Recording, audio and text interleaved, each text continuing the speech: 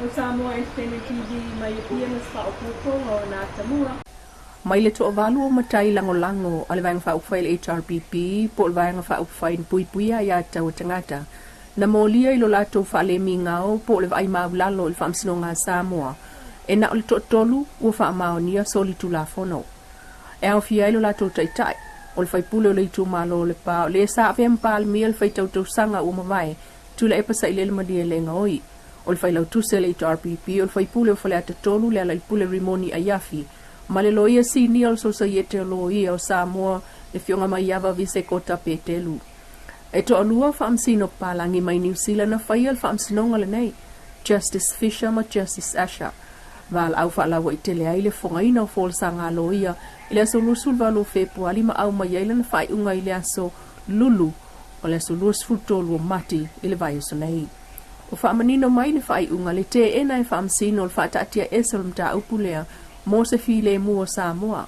Peitai, o le manaonga o Samoa e au fia il toe au maia le ilunga wana tu la fono. E pe onta ua le loia sili o yei nei. Ila na pepa o wha maumaunga. A whaia talia ina al whamsinonga mōli mauna tu ina atu e le tutangi. O mōli mauna e langolangoa. Mōli anga o le vai mau lalo le whamsinonga.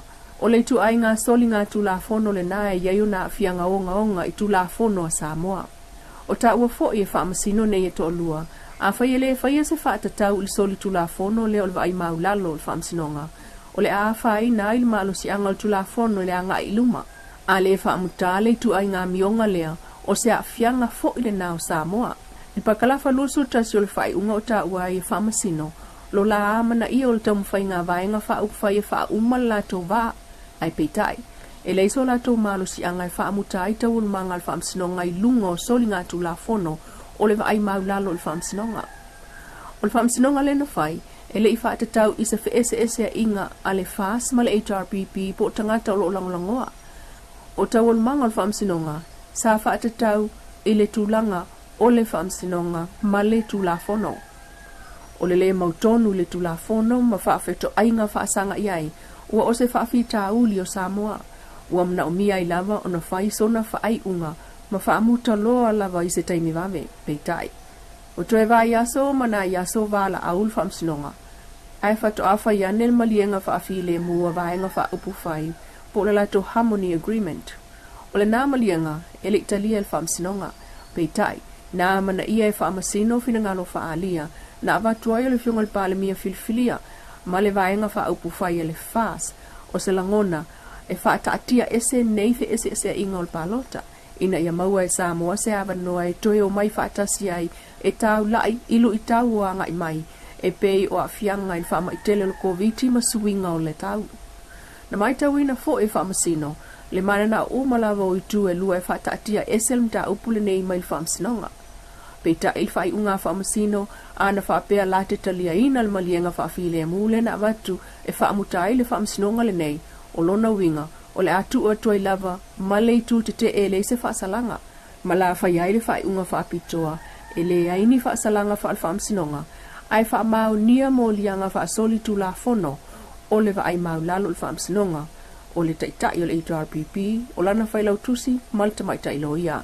O le ofisa loia le la tu loa, le fionga taula papa, Brenda, Heather, ma George, la tu. Ma le li loia, Mr. Keith, na tu lai mo le vaeng whaukwhai le whaas ma le fionga le pāle mia, fia me Naomi mataafa. Inisi o tala il tui loa ina o le whaitau o le tātua tunu ua a fia le whaama i tele le COVID i talu mai lea so lua o mati. O whaamaunia mai elim tanga luenga le soifua malo loa ina. Le whaopopo ai le toa se lau 5 o ila tau fau le ua a fia i tutono lua sulfa ai tu la taluai. O whaamauina mai le si tia o le awhai o ila tau ua a fia i le whaama il teimi nei, i le ono se lau lua sfulua talu mai lea so sulfito mati lua o lua. O le ono se lau lua sfulua wa a fia le whaama i au fia ai, le ono se lau ma le ono i upolu, ma le se fulu ono mai savai. E iwa se lau wha sfulu su enga po tes le sa whaatino, mai lea so lua o mati ma lea so lua tolu.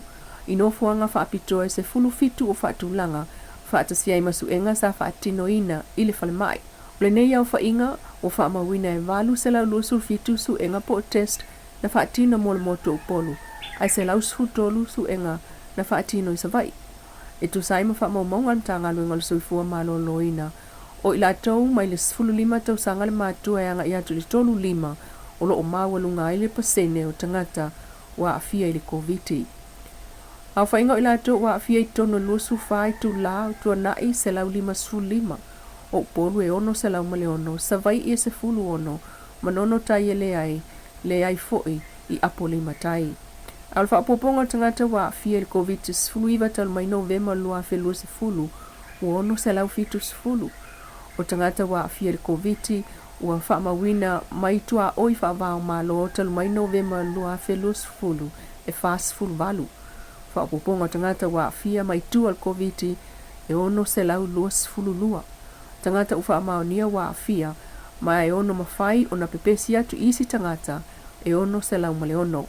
Tangata wa afia o lo i tutono no whanga whapitoa e to o whaa. Whano fo e selfal ma im to tua o le isesi o iai, le i fo isesi o lo o tinga ina. Ua mata i tua i neil mtanga luenga le soifua malolo ina wha wai o na whai o siaki matuinga o whanau la iti il motele i savai. Whalau loa i lungo le tulau so ta inga tele vavel mtanga luenga, le whaia leo tuinga mo whanau i savai i le aso lulu, ma le aso tofi o le vai aso nei. Ina ua umai o na whaia tuinga upolu ne i whanau, e whatalia i le isi valu vai aso mo la tau tuilo na lua.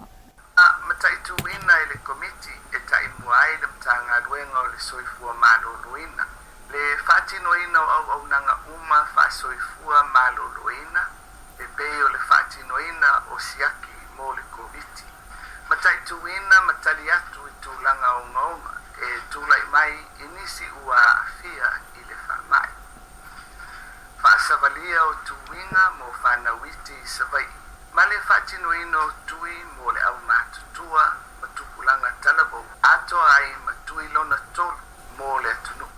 O Samoa e Sene TV mai pia na sa o Samoa, nā Samoa, ia sa tai au ia loko le tua ai pa soifua.